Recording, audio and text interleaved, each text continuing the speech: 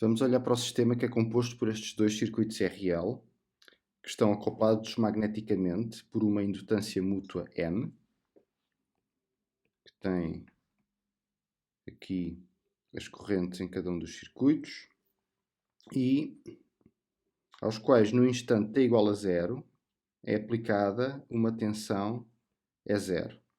E no mesmo instante t igual a zero temos como condições iniciais que ambas as correntes são nulas. A tensão numa bobina, a tensão num indutor, se o indutor estiver sozinho, é proporcional à derivada da corrente. Mas neste caso, como os indutores L1 e L2 estão acoplados magneticamente, o que nós temos, por exemplo, para a tensão no L1, portanto esta tensão aqui,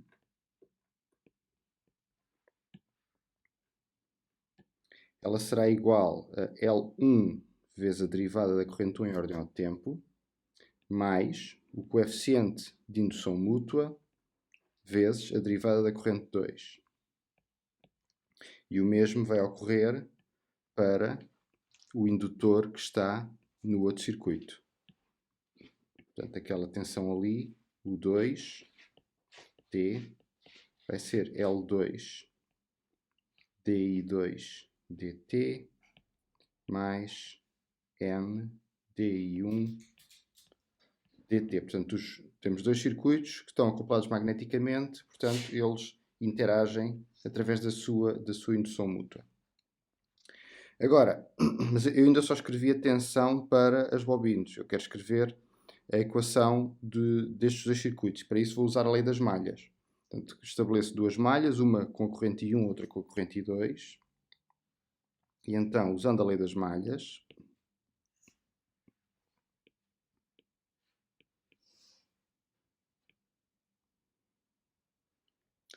eu posso escrever para a corrente I1, portanto, para o circuito 1, vamos ter E0, que é a tensão de entrada, a tensão que eu estou a aplicar no circuito, menos R1 e 1, que é da resistência, menos L1 DI1 DT, menos MDI2 DT. Portanto, estas duas parcelas correspondem à tensão no indutor, igual a zero. E para o outro circuito, fica simplesmente menos R2 I2 menos L2 DI2 DT menos M DI1 DT igual a zero. Agora, esta tensão de entrada aqui, ela está a ser aplicada no instante t igual a zero. Portanto, na verdade, esta tensão de entrada tem, se eu escrever como uma função do tempo, por exemplo, assim, se eu escrever assim, e aqui, em vez de ter E0, tiver E de t, eu posso dizer que E de t é igual a E0 vezes a função de grau. E, portanto, eu vou escrever aqui a função de grau, que reflete precisamente o facto da tensão ser aplicada apenas no instante t igual a zero. E, portanto, tenho aqui duas equações diferenciais acopladas que descrevem este sistema. Portanto, vou só reorganizar estas duas equações para uma forma que me é mais prática. L1 DI1 DT mais R1 I1. Portanto, vou agrupar os termos em I1, os termos em I2 e os termos que não dependem da corrente para o outro lado da equação, mais M DI2 DT igual a E0 U de T. E para o segundo circuito temos L2 DI2 dt mais R2 I2 mais M DI1 dt igual a zero. Portanto, tenho estas duas equações. O que é que eu faço agora com isto? Vou aplicar, portanto, estamos perante um sistema causal. Portanto, é um sistema que tem condições iniciais nulas, como nós vimos, não é? Portanto, ambas as correntes são zero. E em que o sinal de entrada, que é esta tensão é zero, só é aplicada a partir do instante t igual a zero.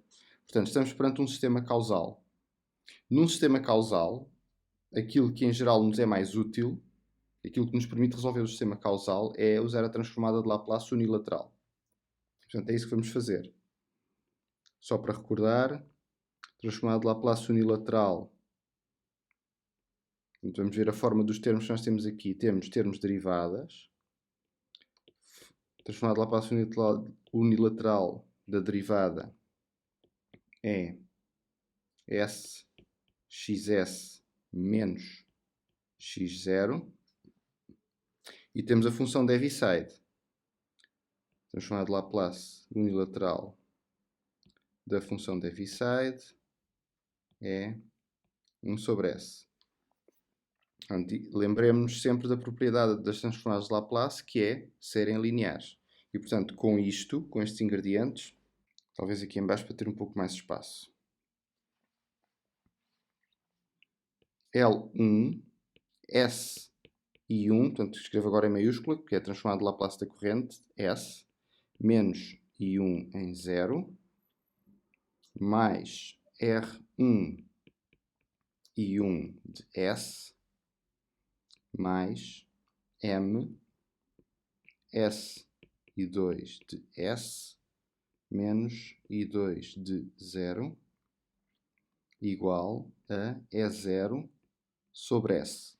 Para a segunda equação temos L2, S I2 de S, menos I2, 0, mais R2, I2 de S, mais M, S I1 de S, menos I1 em 0, igual a 0. Portanto, passei de duas equações diferenciais no domínio do tempo para duas equações algébricas no domínio da frequência.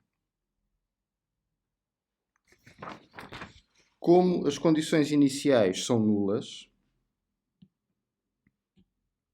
eu posso simplesmente cortar estes termos aqui.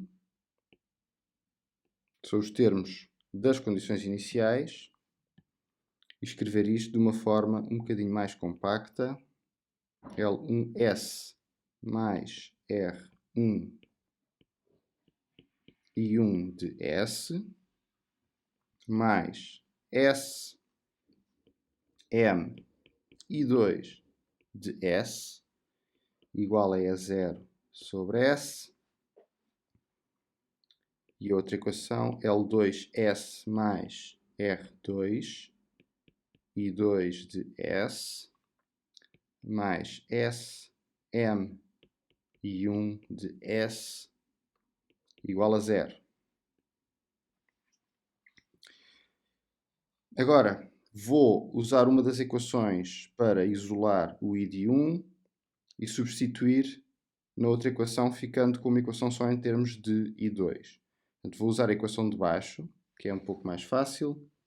Portanto, usando a equação de baixo, fico com I1 de S igual a menos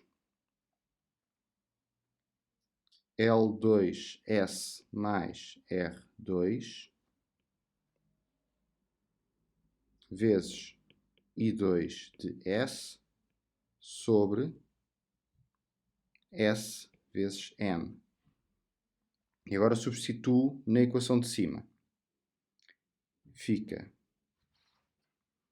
menos L1S mais R1, L2S mais R2 sobre SM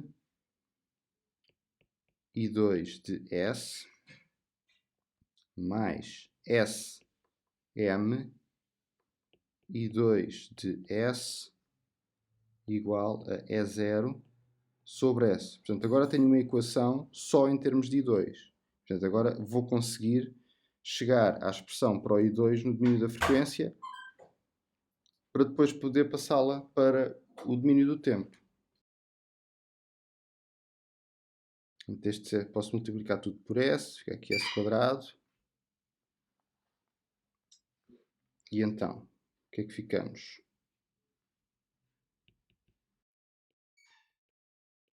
I2 de S igual M E0 sobre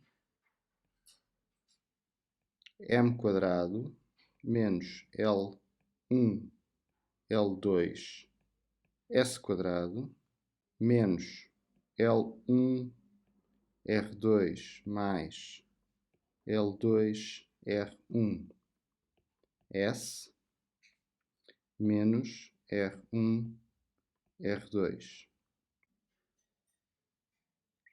Portanto, tenho uma expressão algébrica para o I2.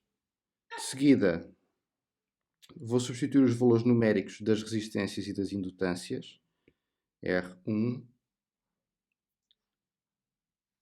são 10 ohm, R2 são 20 ohm, L1 é 0,1 Henry, L2 0,3 Henry e o M vale 0,1 Henry. Portanto, substituindo estes valores, ficamos com I2 de S igual a 0,1 é 0 sobre 0,02 S quadrado menos 0,02 S quadrado menos 5S menos 200. Multiplicando tudo por 50, e 2 de S fica menos 5 é 0 sobre S quadrado mais 250S mais 10 à quarta. Portanto, tenho uma expressão para o sinal de saída, para o I2, o sinal de saída em que eu estou interessado, no domínio da frequência. Agora quero transpor este sinal para o domínio do tempo. Para isso, para me ser fácil fazer isso, eu tenho que aplicar a transformada inversa de Laplace, e para me ser fácil de fazer isso, eu tenho que decompor esta fração aqui em frações simples. Portanto, o primeiro passo é fatorizar este denominador. Portanto, para fatorizar o denominador, eu vou ter que encontrar os zeros do denominador. S quadrado mais 250S mais 10 à quarta igual a 0. E a solução desta equação é S igual a menos 200 ou S igual a menos 50. E, portanto, este denominador pode ser fatorizado como S mais 200 vezes S mais 50. Mas eu quero decompor isto numa soma de duas frações simples. E, portanto, eu quero escrever isto na forma menos 5 é 0, A, que será uma constante qualquer, sobre S mais 200, mais B sobre S mais 50. Para encontrar o A e o B, eu sei que A vezes S mais 50 mais B vezes S mais 200 terá que ser igual a 1, que é aquele numerador que ali está. Portanto, S A mais B mais 50A mais 200B igual a 1. E a única forma disto ser verdade é se A for igual a menos B, para permitir anular este termo aqui. E, nesse caso, o A é igual a menos 1 sobre 150. E sendo assim, o I2 de S vai ficar E0 sobre 30, posto menos 1 sobre 150 em evidência, 1 sobre S mais 200, menos, que é o sinal menos de A ser igual a menos B, 1 sobre S mais 50. E agora sim, estou em condições de fazer a transformada inversa de Laplace, porque cada uma destas frações vai corresponder a uma exponencial. Portanto, a transformada inversa de uma fração com forma 1 sobre S mais A é a exponencial de menos AT. Se quisermos ser rigorosos, isto vem multiplicado pela função de Heaviside. E, portanto, o sinal de saída, portanto, aplicando a transformada inversa,